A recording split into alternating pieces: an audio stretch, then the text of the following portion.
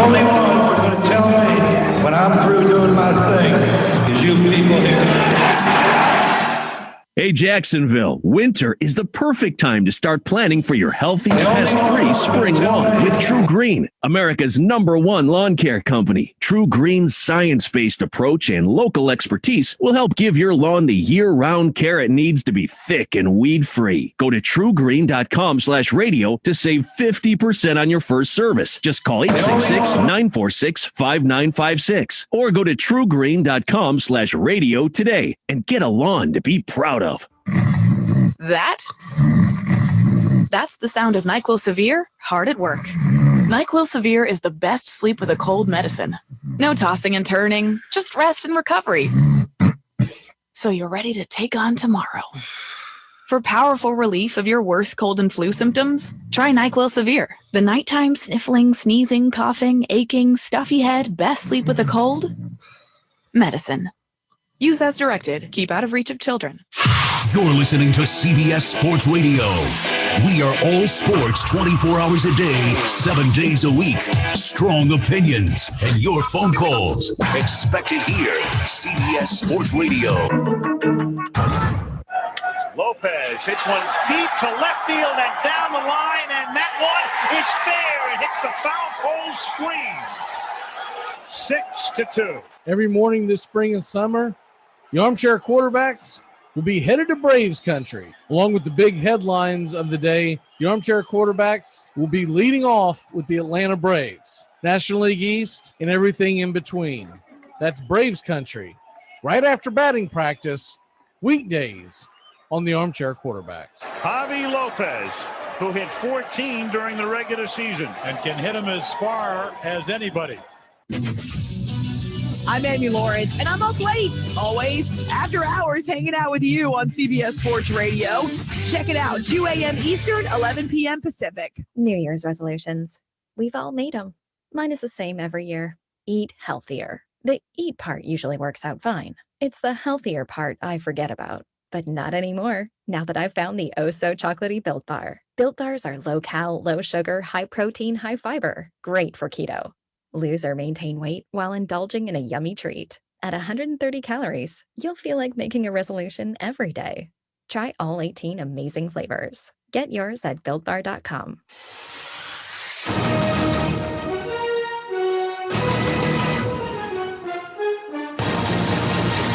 You're listening to the Armchair Quarterbacks on CBS Sports Radio, #1 sports station.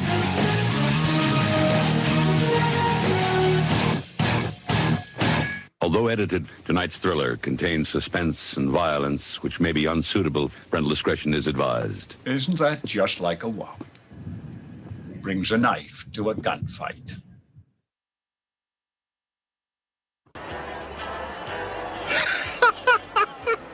We have been hoodwinked, bamboozled, and flat out deceived. There's something kind of about a kid that's never played baseball. Make sure to listen to the Armchair Quarterbacks. Good enough for us down here in the bayou. Go Tigers and the Armchair Quarterbacks. It's morning. Yes, and what a lovely morning. Pledge allegiance to the flag of the United States of America and to the republic for which it stands, one nation, under God, indivisible, with liberty and justice for all. I win the rep. You do that shit to me? Man, you don't touch me, boy. What's wrong with you, boy? I'm a grown ass man, dog. Just like you. Well, we can box. I feel God, homie. I feel God. I feel God. I feel God, boy. I feel God, boy. I'm just like you. We dirty boy, I feel God now. I'm gonna slap the out of you too. Watch. Before somebody touching me after the play is over and talking about what they gonna do to me, coach, that's not gonna. Hey, it's not worth talking. I know. Okay? So let's come over here. Let's come over here. About to get you riled up.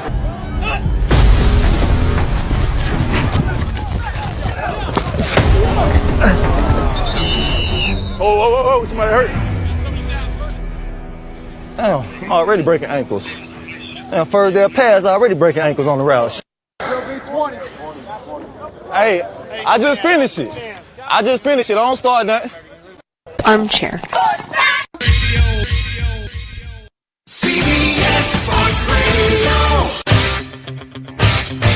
Radio. You're listening to the Armchair Quarterbacks on CBS Sports Radio, #1 sports station. Good morning, and this is your Armchair Quarterbacks Sports Flash. Tuesday night in the NBA, Game 2 of Celtics versus Nets. It's in Brooklyn. 7:30 is the tip-off, as it's the beginning of a triple-header in the NBA playoffs.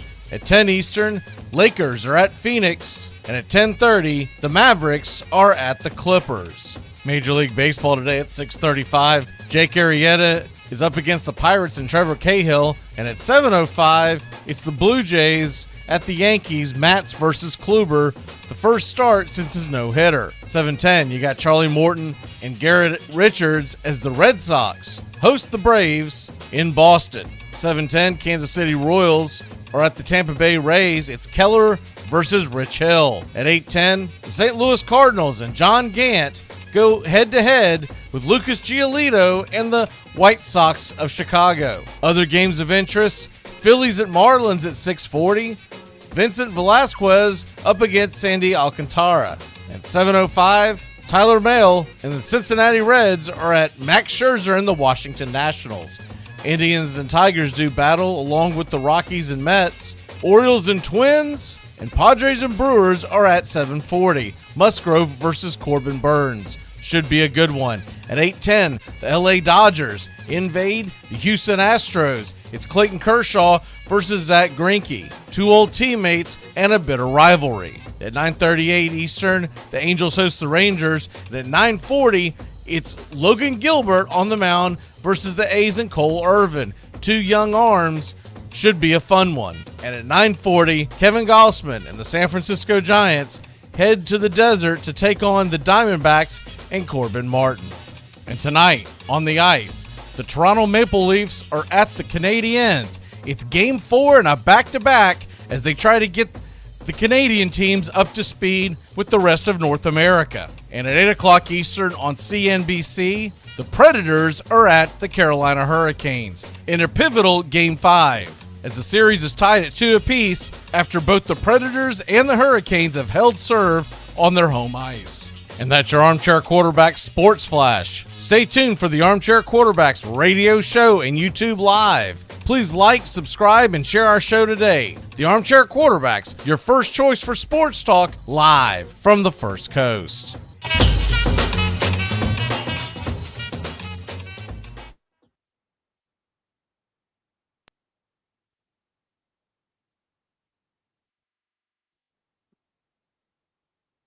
Good morning. It's time to wake up, y'all. You're listening to the Armchair Quarterback Show. We're here weekdays on CBS Radio, YouTube Live, 8 a.m. Eastern, 7 Central, 5 Pacific. The Armchair Quarterback Show, your first choice for Southern sports talk. Good morning, Mr. Justin Waller. Good morning. I don't know much, but I know one thing. It's going to be a great day for me as I got the Preds, the Braves, and the Grizzlies all in full swing today. Hi, I'm Mac McGee, and I don't know much, but I know one thing. It may not be over yet, Florida Panther fans. What an ass whipping they put on Tampa Bay last night. You're listening to the Armchair Quarterbacks. You're crazy. Am I? Or am I so sane that you just blew your mind? It's impossible. Is it? Or is it so possible that your head is spinning like a top? It can't be. Can it? Or is your entire world just crashing down all around you?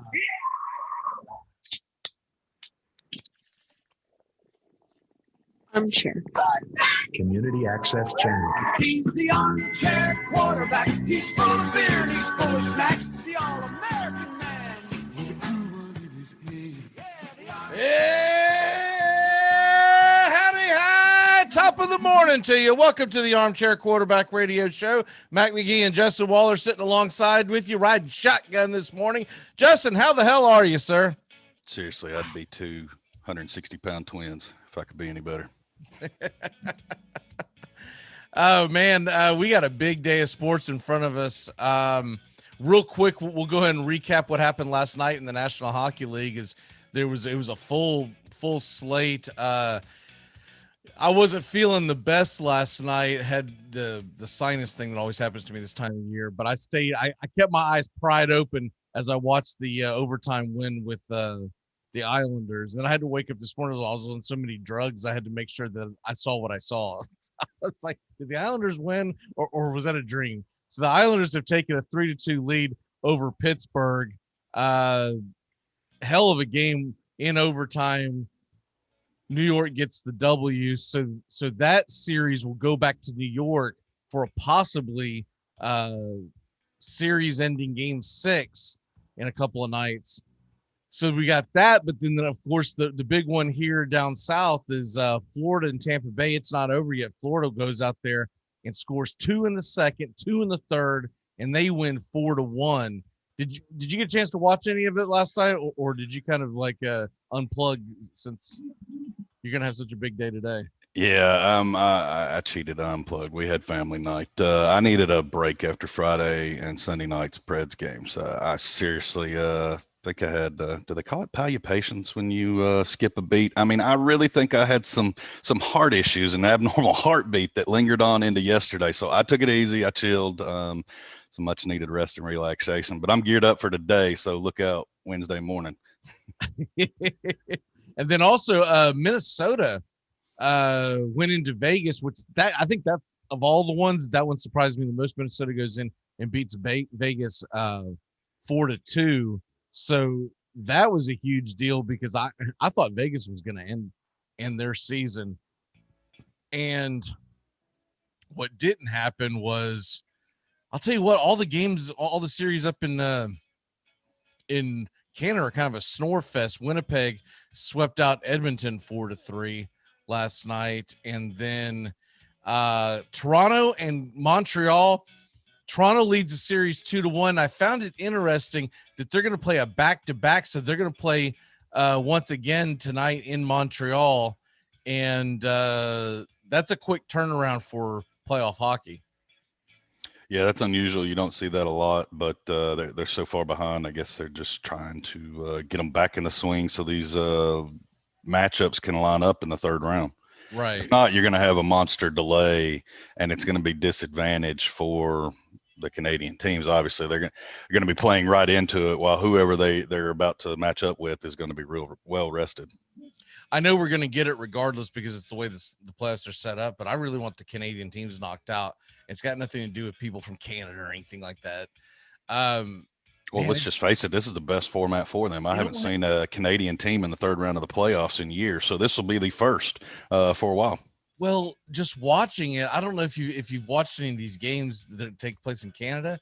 They don't need fans. It's atrocious. Terrible. And that's what I was mentioning yesterday. You know, you take one of these big market teams that have opened up. We finally got to see Bridgestone, who's known, the Tire Barn's known for its crowds and its rowdiness. And you got to see that Friday and Sunday night. So you've seen Carolina in this series. And I mean, you see it in other series, but I've predominantly been tuned into this one. It's a completely different atmosphere. And some of these young players and young goalies on these Canadian teams that haven't been in this situation, it's been 18 months since they've been in front of a large crowd. And when they walk into a rowdy, ruckus crowd, how are you going to respond to that when there's no momentum being cheered on your side? And then when you go home, if these series go back up to Canada, are they going to let anybody in and level the playing field, or are you just going to have a complete silence? I don't know where there's going to be a true home team advantage for the U.S. teams.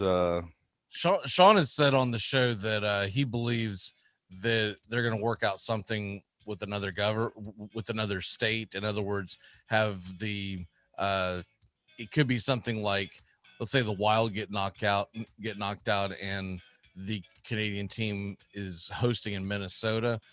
But I was watching some national pundits, and they're not so sure about that, and they're concerned about whether or not the Canadian government's going to continue to double down and not let people in and out. And if that's the case, then they're going to be forced to do something. But the sheer unknown factor of it's got to, in other words, you're getting ready for a playoff series of hockey. The last thing you need to be worried about as a player and a coach is the little things like where the hell are we going to play this game, right? And so I think that could be a huge distraction in itself, and it is absurd at this point that they're not lifting the restrictions to be able to come in and out. I mean, especially for the hockey teams. I mean, come on. I mean, what is? I mean, the way I see it, we scratched Canada's back last year when we sent all of our American teams up there to play in bubbles. So you scratch our back and send your teams down here to get annihilated by the U.S. Come on, bring it. And I think that's what's going to end up happening is that you're going to end up getting them playing down here. But I guess what I was getting is that there were some national pundits that were under the impression that it could still get worked out. The point being, if you're still working out the details, it could be a freaking disaster going into that round of the playoffs, right? So it's not a good look for any team that comes in, because they're going to be, like you said, they're going to be at a decided disadvantage. Because let's say they do play in Minnesota and they play in Minnesota's arena. I know Minnesota fans are like, whoa, we're not knocked out yet. But let's just say, for argument's sake, their fans can't come across the border. So unless they just happen to live in Minnesota, they're not going to have any bit of a fan base. Now, I'm sure there will be hockey fans that live in Minnesota that will go to the game, but they probably won't pull for the Canadian team either. So it's going to be a kind of a weird thing going on there, unless that week, you just adopt them. You say, look, this week, let's say they end up playing in Nashville. Let's say Nashville gets kicked out, and this week the Toronto Maple Leafs are making Nashville their home. Could you see any Nashville fans going, screw it, I'm going to go buy some Maple Leaf gear and let's go? No, but I tell you this much: if it is the Maple Leafs, you will see a lot of them going to whatever U.S. state, because those guys will just take vacation. You cannot get tickets to the Maple Leafs.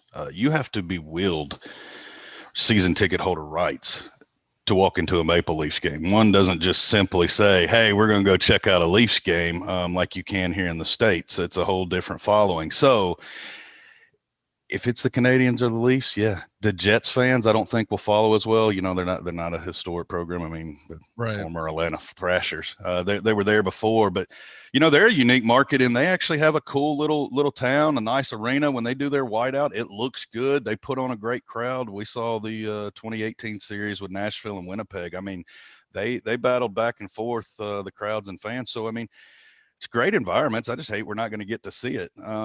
But if you have an original six, if it's Toronto, then possibly I think you'll get some bodies. But it's still not going to be an advantage for them. It's unfortunate. Tonight we've got outside the Canadian series, the big game is Nashville versus Carolina. It's in Carolina. It's 8:00 Eastern. I'd like to know why the hell that's on CNBC and the other one's on MSNBC, but whatever. Or the Toronto Montreal game, I think, is on the Sports Network, and Nashville versus Carolina is on CNBC. It made me nervous when this first started because I didn't even know I got CNBC. I was like, oh no, is that going to be like one of those things where I have to like go to Sling It, go get They got me Friday night. I did not have the Turner networks, and I believe it was on TNT. It was TNT or USA, one of the two. USA. On Friday night, and yeah. Had to think outside the box, but he couldn't hold me down. I got to watch my game. Yeah, I know I get USA. I wasn't aware I got CNBC because usually all those kind of loony networks I just delete out of my thing, so I don't have to get. And so I had to go searching where are the I mean, that's not in your favorite list, Mac? Yeah, exactly. It's let's go ahead and crawl. Thought that was the third channel down, buddy. Yeah, let's crawl up on the couch with some cocoa and listen to Rachel Maddow or whatever channel she's on. But I just had to search and I saw PREDS and I went, boom. I was like, yes, I actually get it. I was like, I didn't even think that part out because if it ends up on NHL TV, I don't have that. So, I'll be struggling on that. I don't think it's on NHL TV after this round. So I think I'm going to be okay. No, the only thing that'll get kicked to NHL Network is like when you saw the double overtime game Sunday that completely took Colorado and St. Louis out of them. I mean, those fans got to see 15 minutes if they didn't have the NHL Network by the time the Preds Carolina game was over. So it is just used during the playoffs. It will be they will most likely kick to NHL Network if they have conflicts. because it sucks because they used to have the NHL TV, and then they still have NBA TV is absolutely worthless. Like there's nothing that comes on that, and they still have that. It's just I got a feeling in the next negotiation they're going to see that the ratings have tanked completely out of that one. It's not worth investing in. So maybe they will swap it out. We will see.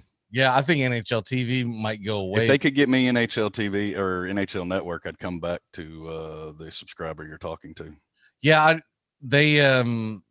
think the NHL Network might go away with ESPN and whatnot, because ESPN might just start devoting more and more to it, and it's going to be the point where it's like, what the hell do we have on our TV, right? Well, I still think they'll keep it. I mean, it's going to be like MLB Network. They're going to have various a game of the week here or there, but there's still going to be the diehard fans that want to tune in and see coverage that ESPN is not going to plaster wall-to-wall hockey coverage. I mean, they're just not going to do it.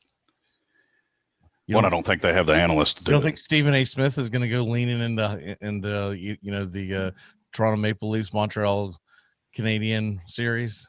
Do a deep dive? Start tapping on them Russian Ukrainian toes. You better watch out, Stephen A. I was surprised to see that Stephen A. took LeBron James to task. Did you see that? I heard parts of it. So he took him to task because LeBron's always about being a social activist and yada yada yada. And yet Bronny is afraid to take the jab, and his thing was, if you don't want to take it, it's one thing, he said, but it's another thing to act like you're a leader in our community and then not lead. In other words, keep your mouth shut about things, right? And he's basically saying you can't have it both ways. You can't get out there and social justice warrior on one thing and then on something like this, which Stephen A. is finding very important. And I get it. No matter where you sit on the whole vaccination thing, I get what he's saying is that you can't have it both ways. You can't pick and choose when you think your voice is important. So I didn't expect Stephen A. to do that towards LeBron, but hey, speaking of crazy things going on in the world of sports, and it's been plastered all of ESPN, we might as well get into 3 guys in the NFL who are not at OTAs. And I don't care who you want to start off with, Justin. We've got Julio Jones, who says, I'm out of here. He didn't realize that he was actually on air when he said it, or I'm out of there, talking about Atlanta. Aaron Rodgers is once again in the no-show, which I don't think is any big surprise. And Deshaun Watson is absent from OTAs. And what nerve does this guy have not showing up for OTAs when he's holding on by a thread on whether or not he'll even play this year? Which one do you want to run with? I don't care, because they're all fun. Let's start with Julio. Let's start with Hot Mike. Schoolyard. Yeah. Hot Mike, buddy. Hot Mike. Whoa. But his buddy Shannon did him dirty. I'm going to say that was Shannon, correct? Yeah. I don't know. I didn't get the impression that, and we didn't hear the start of that conversation, and I've seen the clips, but I was under the impression that he didn't know he was on air the first time. And when he reset it and addressed that he was on there, I'm like, okay, well, maybe he did know he was on air. So I don't know. I'm confused. I bet his agent probably fired himself. He's like, dude, I can't help you after this. I mean, you cannot say stupid things. I don't think I'm not going to the Cowboys. Well, okay, well, let's take the biggest payroll out of no baseball player says, I'm not playing for the Yankees. Every agent's dream is have the Yankees bidding on one of their clients. Like, don't take yourself out of the big money market. Right. I know you don't want to play there, but let's don't tell anyone that. I don't think he's even a landing spot there either, because you think about, the only way whether he was or not, you can't say it. You took the money off the table. If he's a landing spot there, then that means that they're trading one of their dynamic wide receivers to Atlanta, which, okay. Look, I could see that. I could see like a heads up trade for Amari Cooper, or, maybe even CeeDee Lamb and a draft pick or something like that. I don't know, but I think it's more likely that he lands in either A, New England, B, possibly Tennessee, because of the ties that coaching staff has with Tennessee. And then the third wild card will be, where's Aaron Rodgers going to be at? That, because I could see him following Aaron Rodgers into Denver or wherever they end up at. And see, they're not going to have any draft capital for like 2 decades. Because Aaron Rodgers is more than likely blowing smoke again. So Matt LaFleur, he's got a little rapport with Arthur Smith too. Yeah, True. Them folks know each other. They know Dean Pease as well down there, so they've got good ties to this coaching staff. Would that not be I don't mean to cut you off, but would that not be you say you don't want to be here, but we're going to get Julio and Devontae? Yeah. Now what? I'm disgruntled if I'm Aaron Rodgers. Hey man, there's Julio Jones out there. He just said on TV he doesn't want to be here. Now what in the hell is he? Hold up, go get him. Don't draft a backup quarterback that you need to come in here for an offensive. Aaron Rodgers' email this morning, dear LaFleur, I've noticed that the Atlanta Falcons have an aging quarterback and may want some depth. So Jordan Love for Julio Jones. Does that not make sense? You fix the whole damn problem. Because I'm sorry, I don't even know what Jordan Love's going to be. If he's going to be good, great, nothing, who knows? But I would take the risk of Aaron Rodgers for the next 3 to 4 years with Julio Jones and Devontae Adams than what might be with Jordan Love. Oh, well, hell, if we're throwing out hypotheticals, that'll never happen. Let's just send Aaron Rodgers to the Atlanta Falcons and let's have Tom Brady and Aaron Rodgers bust heads twice a year. I mean, boom. There you go. Fine. Go play in the frozen tundra. Julio, you still gone? See ya. Deuces. And the whole time, Matt Ryan's like, oh, man, it was warm where I was. In fact, we didn't even play outdoors. And now wait a minute, what, snow? He's going to walk up there and be like, hey, Jordan, look, man, it's your time. I know they call me Matty Ice, but I didn't want to live it out. I'm on Matty Ice over here on the sideline and collect this paycheck. You just go ahead and take my job. I'm going to be Matty Butt on the heater. Those big Gafus heaters that blow on you. The Deshaun Watson thing, Justin, that one just blows my mind that he wouldn't show up for OTAs, considering the fact that he's got now maybe he's just hiding from the press, and maybe that's why he's not showing up. But but the thing is, he has put out a statement saying that he still wants to be traded. So that takes a lot of nerve for someone who has 22 allegations and counting of sexual assaults on him that are pending, and he still is like, man, I don't want to play there. I'm out. You better want to play wherever the hell someone actually wants you to play, because at this point you're toxic.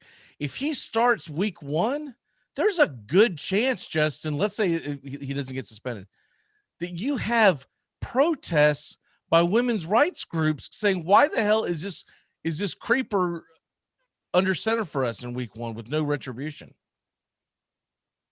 Wow, that's a loaded response there. So I'm going to delicately step around this puddle. Well,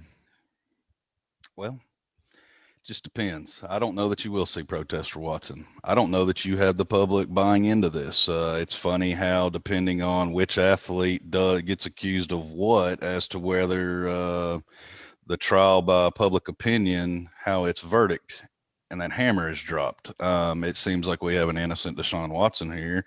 Nobody's really questioning or looking into him. So I don't know that you're going to see that blowback. I think in fairness to everybody else that it's blown back on, that, yeah, you should. Let's find out if it is. What about Antonio Brown? Because it's not like he was ever tried he was suspended 8 games for 1, maybe 2 possible sexual assaults that he was accused of, right? He's got 22. And I don't know what happened. He might be innocent of all 22. That seems like a lot to be innocent of. If I'm him, I'm not letting this get pushed off till February. I want my name cleared now. That's what I'm saying. We're not pushing this because in my mind, the longer I drag this out, the guiltier I look when I have that many accusations stacked against me. I could see that. But by no means am I saying it's definitely, how dare he? Because I don't know.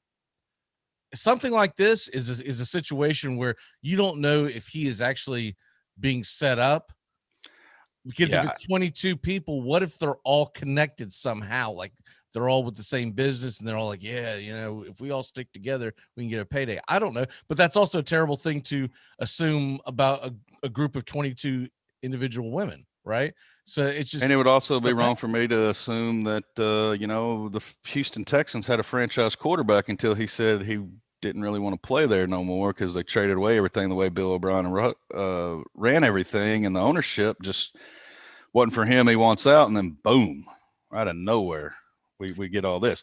That would be, I'm not saying. And it's a disaster. It's crazy as any of the other scenarios. We honestly do not know. And it's an absolute disaster if you put him under center week 1, because like I said, there's going to be protests. Now, they may not be big enough for people. Oh, first of all, the NFL might just snub them out, Well, and, back to the OTAs. A little chloroform. You're not protesting anything. We're the NFL. But what I'm saying is there's going to be at least one group that's going to say this is ridiculous. How are you starting him? And so it's going to cause issues. It's a terrible look for him to say, I'm not going to show up for OTAs. My one question is, and I'm not familiar, I know that a lot of teams have gone to the optional with, I guess, the COVID still going on, not going on, whether you have or haven't gotten vaccinated, your decision on that. But I know the Titans were allowing it to be optional. In and out. So I don't know exactly who all is mandatory to be in there, or if they're doing that this season would be my only hesitation on that. If they gave him an option to opt out, then I ain't really worried about it. They are all optional, the OTAs, but it's more the fact of being a leader. Speaking of being a leader, did you see what Zach Wilson did? Was it last night or the night? No, I guess it was 2-3 nights ago. He wasn't making out with some random person in a bar with mono, was he? No, I feel like that was the last headline I got out of the Jets QB. No, but first of all, his mom evidently is big in the social media. She's like got a big Instagram account or something, and she's already got into with some of the New York media. In fact, one of the guys I listened to early in the morning, he's been blocked by her Instagram. Zach's mom is going to be more popular than Zach. Yeah. But what Zach did, and I thought this was a sign of leadership, is he showed up at the Islanders game because his offensive line for the Jets was at the Islanders game, and he showed up and bought him beers and stuff like that, and participated with them because they looked like the group that the Titans had when the Titans made that Stanley Cup run. It looked like that kind of a group of guys, so they're pounding beers and whatnot, and he showed up and they're like, yes, and so to me, I'm already a fan of Zach Wilson because of that, because that to me shows that he gets it, right? You know what I mean? It's just speaking of that, Friday night they have the offensive line of the Titans there again. Taylor Lewan's being the family man. I think he's got his daughter. He's holding a small child. Everybody's looking for the chug. As soon as it happens, you see Bud Light's just getting slung his way, and he obliged. I'm like, good God, at least you didn't do it with the baby. Good job, buddy. Almost would have been better, though. That's funny. At least Quentin Nelson didn't pull out a huge catfish that they chugged a beer through or off of. That was a little weird when he came out looking like Quentin Rampage Jackson instead of Quentin Nelson, and pulls out a 40-pound catfish and funnels a beer off of it right off his tail like it's a funnel. And I'm like, yeah, I don't know if you thought that one through, bud. I mean, what was funny about the whole thing is it just looking like Zach Wilson looked like their kid, because all the offensive linemen for the Jets, they most of them like big grizzly beards, and they actually look like they were in their 40s. And here comes Zach Wilson. I was waiting for him to sit on one of their laps. What's your walk off for the day, sir?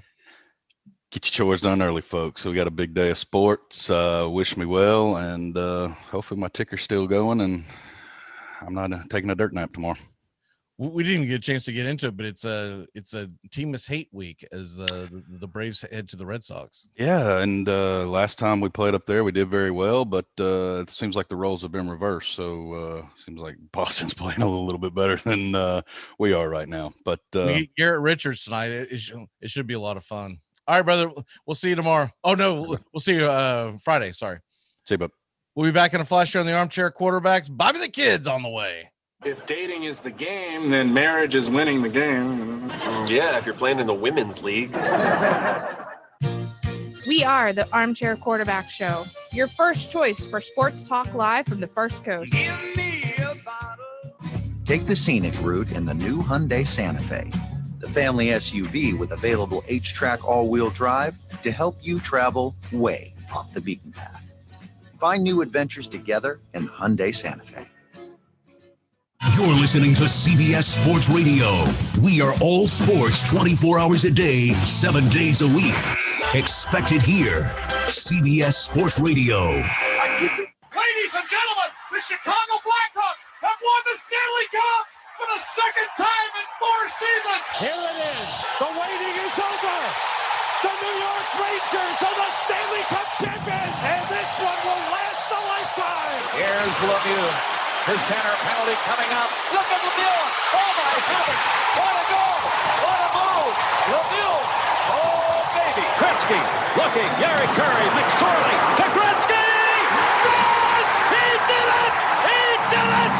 The greatest goal scorer in National Hockey League history is Wayne Gretzky. Armchair Quarterbacks Radio, covering the NHL like no other.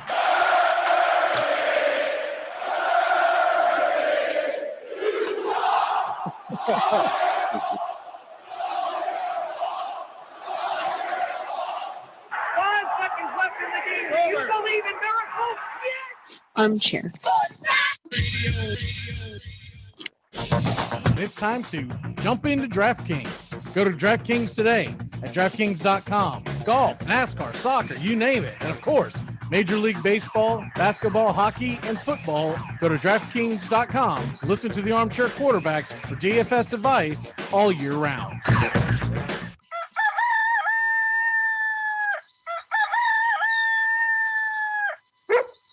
You're riding morning shotgun with the Armchair Quarterbacks. We're here weekdays, your first choice for sports talk here on the First Coast.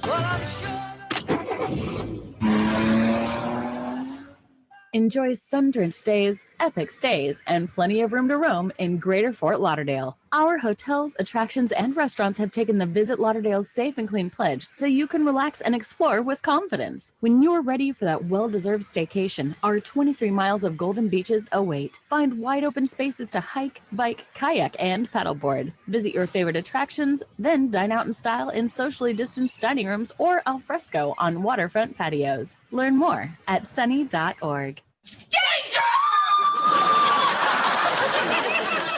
Ah, salmon skin rolls. Stars and stripes are so much more than that old piece of cloth on your grandma's porch. It gave us that American dream to be anything that we want to be. Good morning. Welcome back here to the Armchair Quarterbacks. And joining us today, every Tuesday, Bobby the Kid. Bobby, how the hell are you, sir? I'm doing great. How about you? I'm doing better now that the Preds actually have a pulse in this series. Have you gotten into it? Yeah, oh yeah. I watched the both overtimes last game on Saturday night or Sunday night, whatever it may have been. And my man, that was if there was a hockey game that I didn't want to miss, it was that one. I'm glad I didn't. That was incredible. Yeah, they played tonight. It was at 8 Eastern. 7 Central. Yeah. So 7 Mhm. Central. Have you been to many Pride games? Not recently, obviously. Well, I think I went to one shortly before COVID hit, actually. Thankfully, we got in there.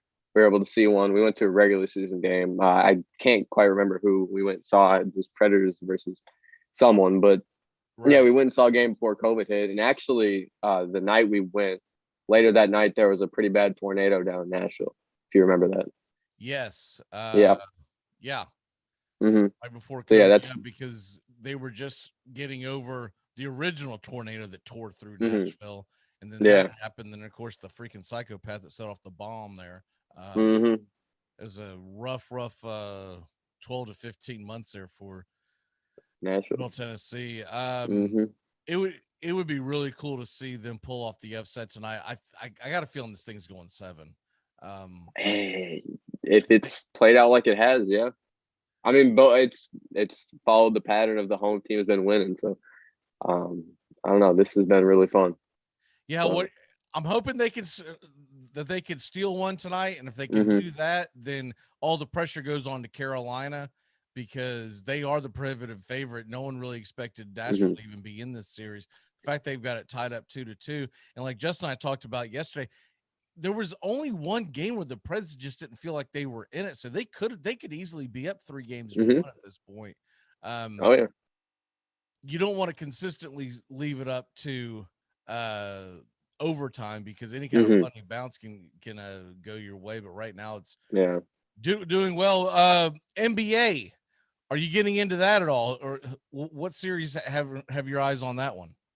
I've been watching most of them, but specifically the Blazers Nuggets series.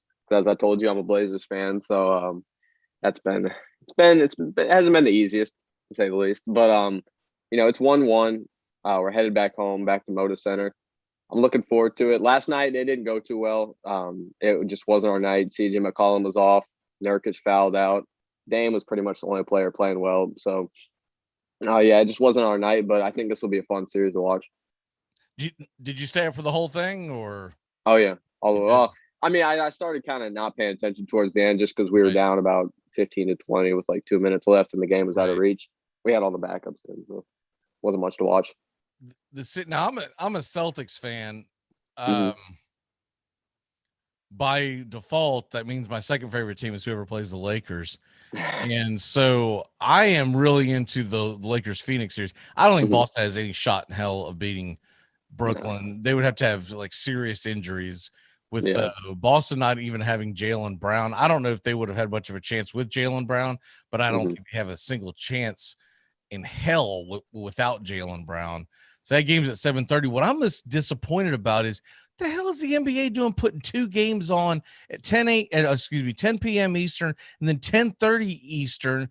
2 of the better series. You got the Lakers and Phoenix, and then you got Dallas and the Clippers. Who the hell's staying up for that? I know it's a little earlier in your neck of the woods, but you got to realize most of the population of the United States is in the Eastern time zone, and they've got 2 games that they're putting on late. You couldn't put one of these games on earlier. It's dumbfounding to me.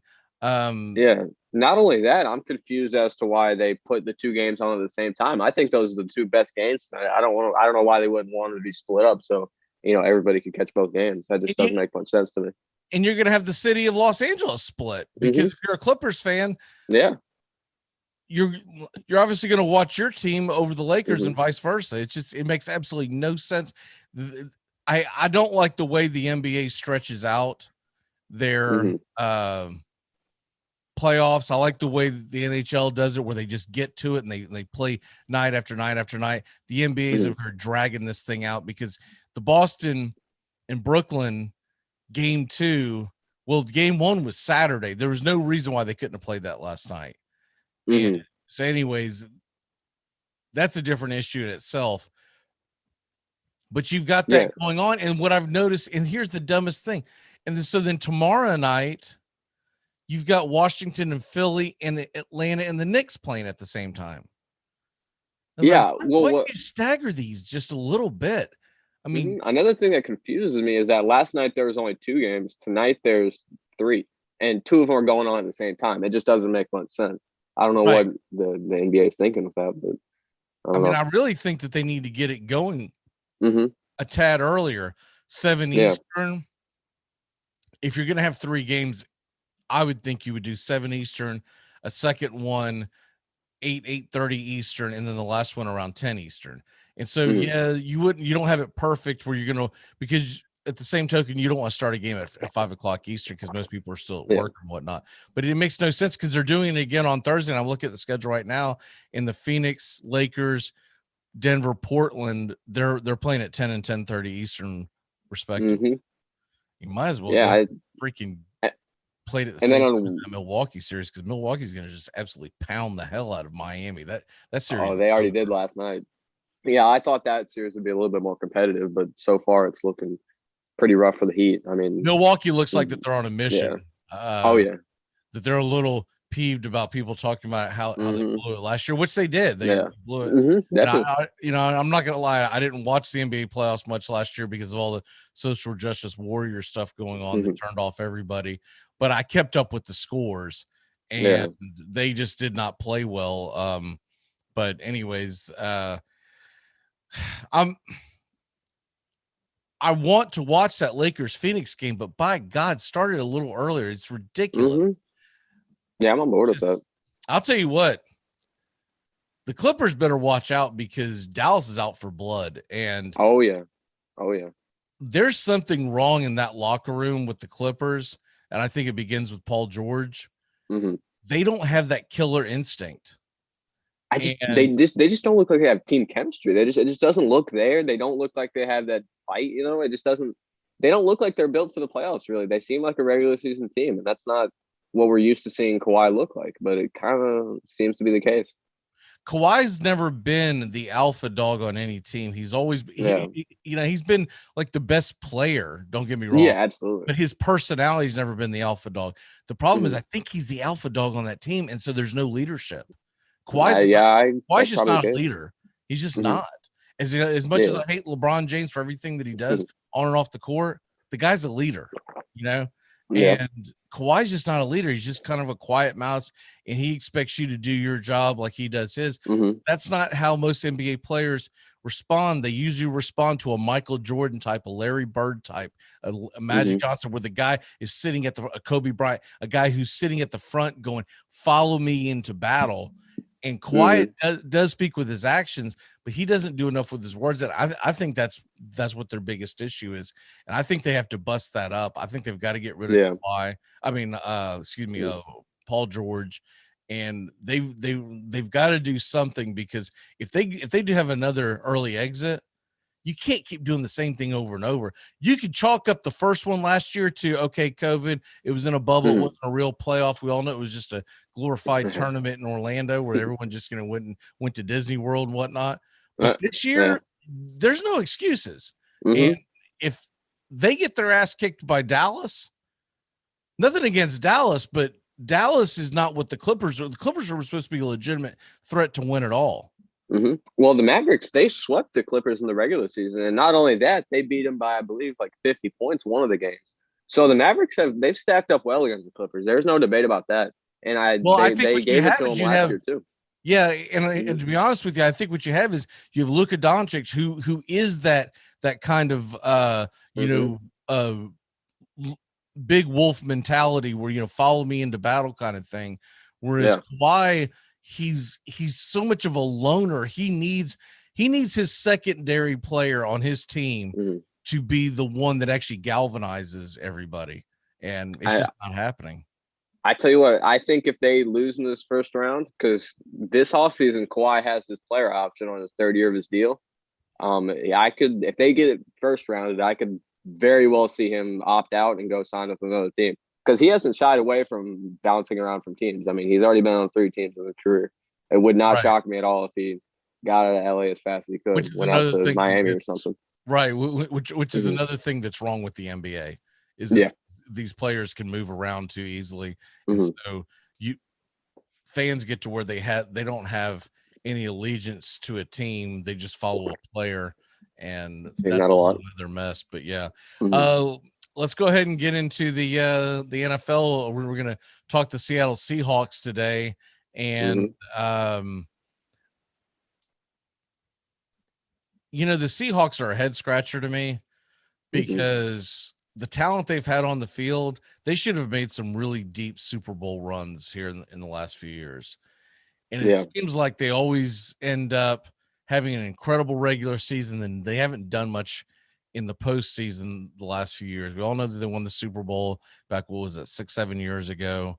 And, that's all fine and dandy, but I feel like Russell Wilson has got a team, and he's got some talent on his team that he should be going deeper into the playoffs, but we're just not seeing that so far. What's your gut feeling on the Seahawks for 2021? I think with all the concerns surrounding the team regarding the drop off in defensive talent with the guys they lost last year, or this offseason, sorry. They lost a lot in the secondary. Their offensive line is still in very bad shape. Their defensive line dropped off a little bit as well. I see them ending up somewhere, and I know this isn't normal for Russell Wilson, but I honestly think they'll fall somewhere in that 500 range, whether that's 8-9, 9-8. But I think they'll end up somewhere around there. Wow. All right, well, let's go ahead and dive into it. They start off at the Colts on the first game of the season, which is not an easy task by any stretch of the imagination. I always think that this is a big deal when the game kicks off at 10 a.m. local time. So it's going to be 1 o'clock in the East, but where Seattle is, it's 10 a.m. local time. In the West Coast to East Coast thing is normally a bad sign. What say you on the first game of the season?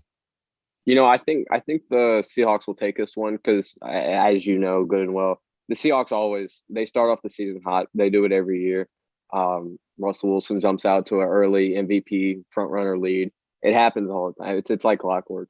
So I think they'll start the season hot. I think they'll beat the Colts. I think the Colts have got a little bit of gelling to do with their new quarterback and a lot more changes. So I think that'll take some time. So I think they'll take week 1 against the Colts. And I don't think they will. You don't think so? No, it'll be in Indianapolis. I think it's gonna be a tough game. I get what you're saying. Well, you know what? A lot of it comes down to what the hell are we going to get from Carson Wentz? And we'll get into that down the road. But I just think I think it's going to be a tough task to go into Indianapolis and win that first game. But okay, fair enough. We'll freaking Card just chimed in and said, "Am I hashtagging?" As he's chiming in on YouTube Live. The next game, it's kind of odd to start your season off with two teams from the same division, and it's not the division you play in. But the next game is at home against the Tennessee Titans, and they're usually a really hard team to beat at home. What say you? I'm with you on that. I think the Titans will pick up the win in this game. I think Derrick Henry, his rushing attack, I think that'll be too much for the Seahawks front seven. And on top of that, the rumors of Julio Jones, if he goes to the Titans, big time if, but if he does, I think that kind of locks it in because Julio Jones and AJ Brown, Julio Jones and AJ Brown against Seattle secondary would be a beatdown. And I think the Titans would handle it. I'm saying what if Julio ends up in Seattle? If he ends up in Seattle? Hey, Seattle, you can have Lockett. He's pretty much, Calvin Ridley 2.0 over there. Everyone drafts him high, and he doesn't do crap in fantasy every year. Tyler Lockett and Calvin Ridley are the two guys I always avoid in fantasy. Yeah.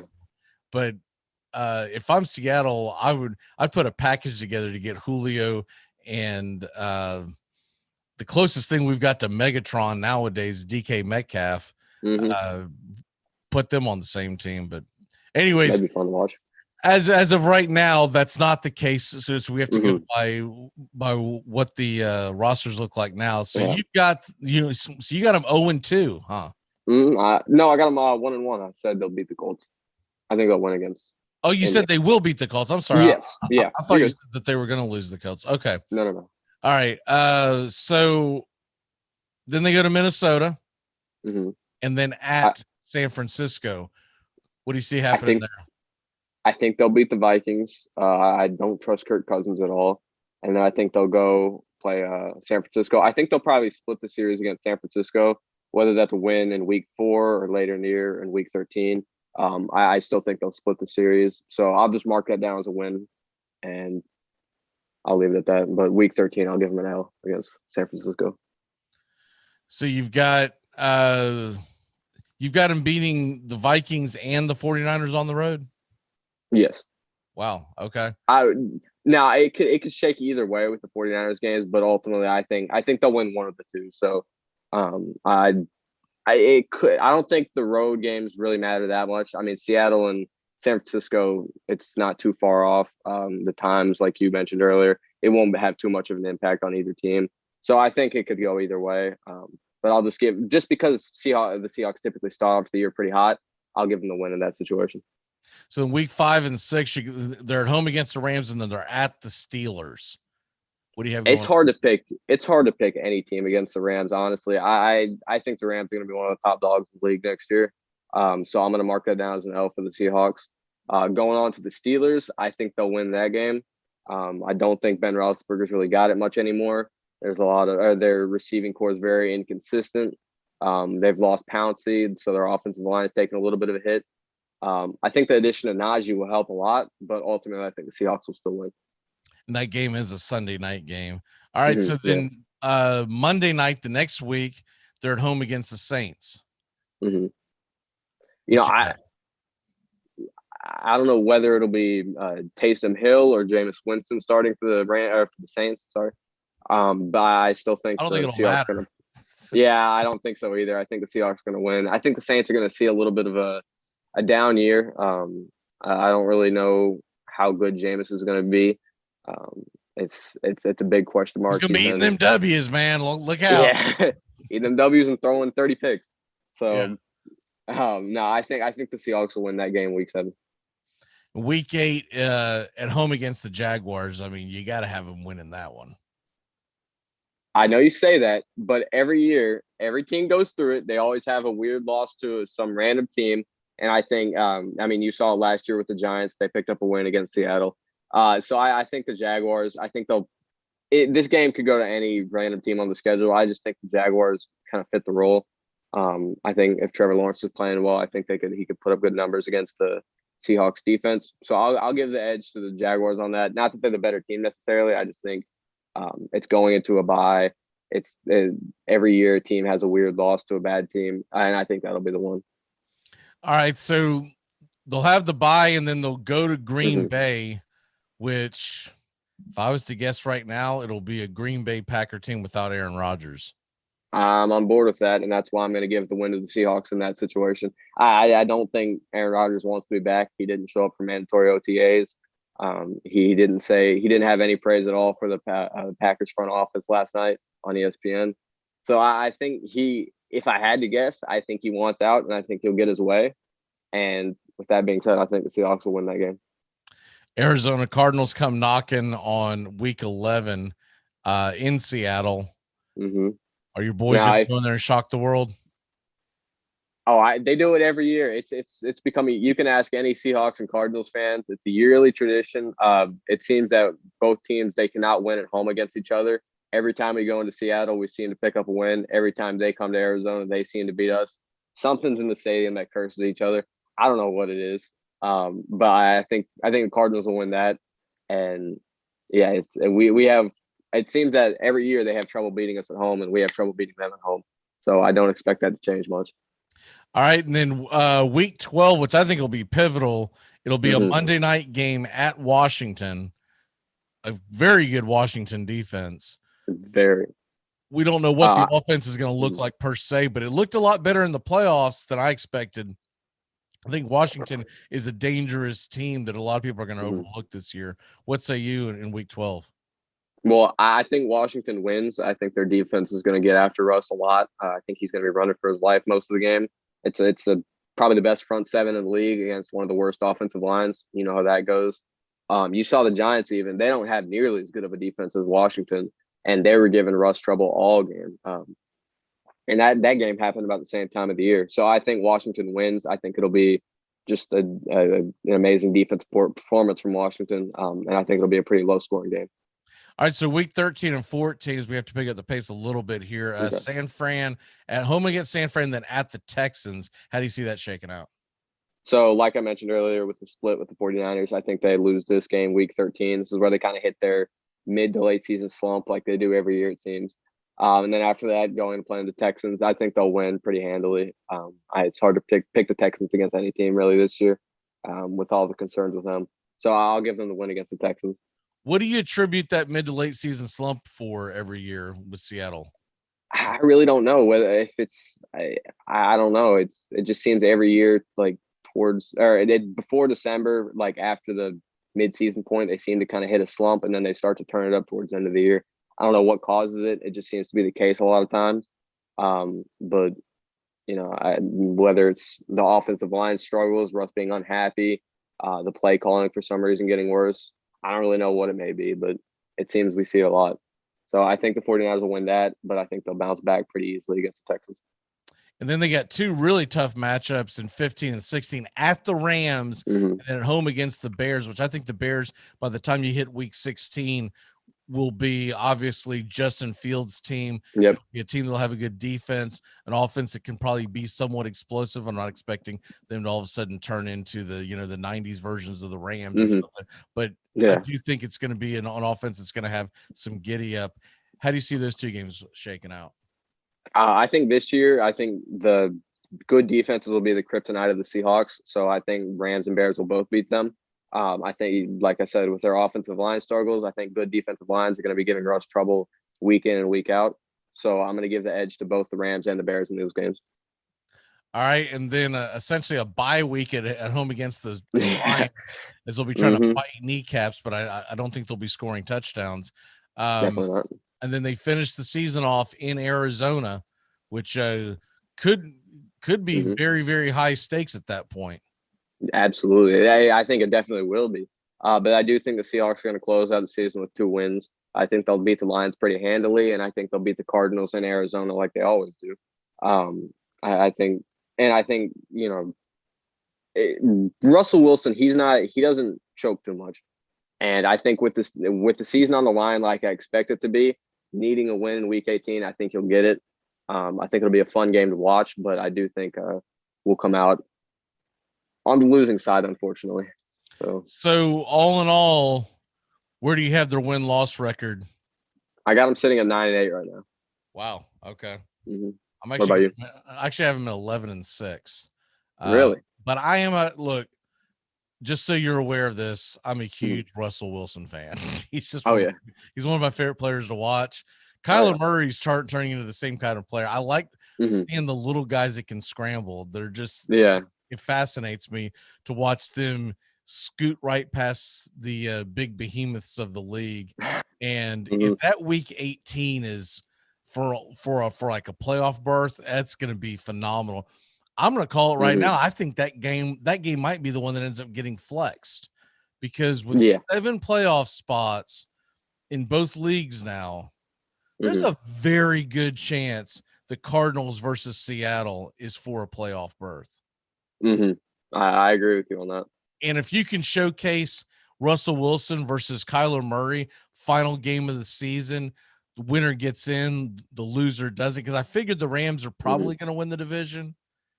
Yeah. And then when you look at the rest of the NFC, I think there's a good chance that Arizona and Seattle are both sitting there somewhere around the 10-6, 9-7 range going into that final week of the season. And I think it's going to be phenomenal theater. I don't see them losing to the Jaguars. I think they're going to pound the hell out of them. Just like I think they're going to blow out the Lions. So they've got 2 games on their schedule already that I believe are going to be, like I say, gimmies, but they're going to be that, and the Texans. Don't forget them. And I'll be honest with you, I don't think the Titans are going to go into Seattle and beat them. It just doesn't feel like a game that I think Tennessee is going to win. I think if they're going to get behind, and if they're going to get, if they have Julio Jones, forget everything. I'll pack it up. Yeah. But that's going to be a tough game for Tennessee to go in to Seattle, to a place that should, hopefully by then they'll have damn fans in the stands. Hopefully they're not, draconian lockdowns and whatnot. It's time to go ahead and do the turn back times and get the hell out of here on another great edition on the Armchair Quarterback. So here we go. Turn back time.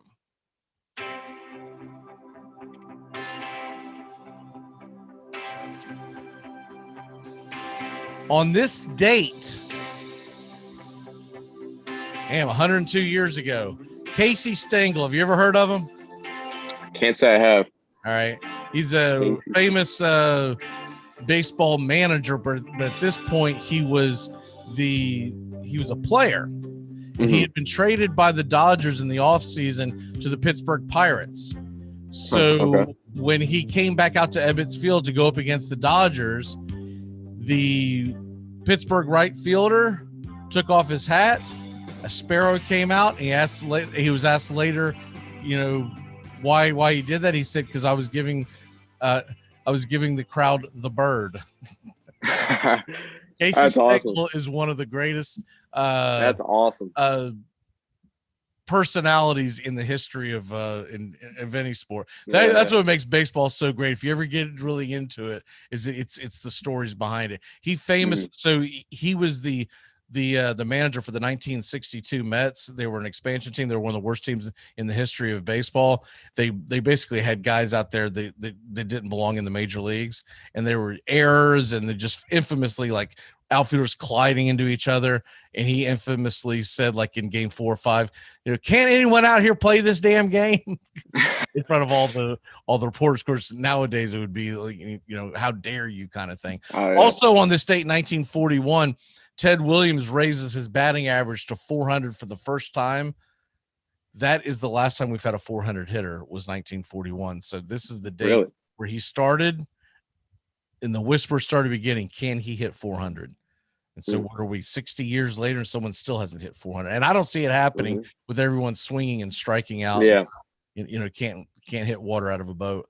Birthdays. It's your birthday today. Happy 53rd birthday to Kendall Gill, ex-New Jersey Net. Of course, was on the Illinois basketball team that lost in the finals to the North Carolina Tar Heels. Hell of a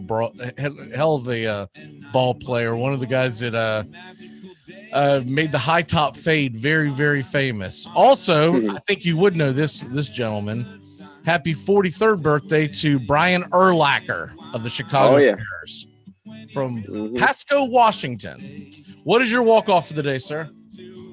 7 Central, 8 Eastern time. Predators, Hurricanes. If this game's anything like the last two have been, it's going to be exciting. It's going to be, you can't miss hockey. You'll want to see it. It's going to be fun. I'm looking forward to it. Hopefully we'll have a big game from Yossi, Arvidsson, good game in net from Saros. That's what we can hope for. So, I'm a diehard Celtics fan. They play at 7:30. I will be watching the Predators instead. I will be watching Preds, and I will be watching Braves versus Red Sox. I'll be checking the Celtics score, but I have no hope that they're going to do anything with these with the Brooklyn Nets, and it'll be interesting to see what they do in the offseason, because Brad Stevens, as much as everyone likes to say how great of a basketball coach he is, what the hell has he done? He's got a lot of talent on that team. A little bit too much to be, getting bounced in the first round. I know Jaylen Brown got hurt, but even if he was here, I still, he like did you such said, a don't great think job they at have a chance. Butler. He didn't win a championship there either. Like, what the hell has he really done? I'm starting to turn on him. But I really think his hands are tied when it's all said and done. The general manager, Danny Ainge, the guy holds on to draft picks like it's Bitcoin, like he's gonna hold it to go to the moon. It's like, dude, just gets the players in there. When Matt and I have talked about this several occasions, when they first started making those trades, when the elder statesmen, the Kevin Garnett's and Paul Pierce's were leaving, and they were getting all these big draft picks back from Brooklyn.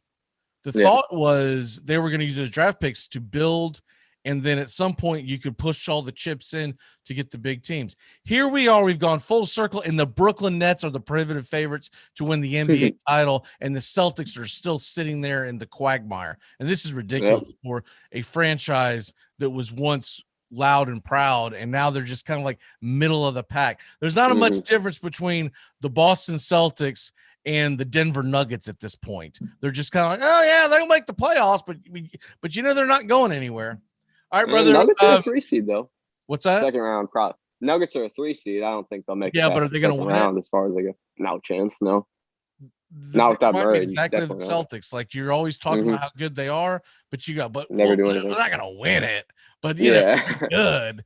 And if the Celtics had Jaylen Brown right now, they would say, "Oh, they're good. They're good. They'd probably be a 4 or 5 seed and probably would knock out the Knicks or whatever." Yeah. But they're not going to win it. And it's programming note, just so you're aware too, we're going to take an extra long weekend next weekend, so you're off next Tuesday. We won't be here Monday or Tuesday, so we'll see you in 2 weeks for Memorial Day weekend, when we usually like to take an extended time off for everyone to recharge their batteries and get ready for what's essentially once we come back, we'll be in June, and it's essentially football season at that point. Close enough. All right, brother. We'll see. Thank you for having me on. Yes, sir. Thank you. Have a good day. Goodbye, sweetheart. Well, it's time time to go.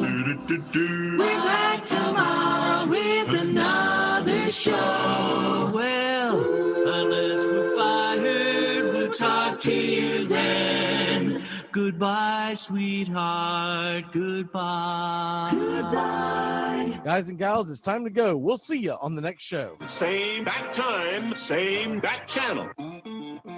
Thanks for listening to the Armchair Quarterbacks on these CBS Sports affiliates and catching the show on YouTube Live. We're here weekdays. Find Armchair Quarterbacks on YouTube Live today. Please subscribe and share and take us everywhere you go. The Armchair Quarterbacks, your first choice for Southern sports talk, live from the First Coast. Gonna get another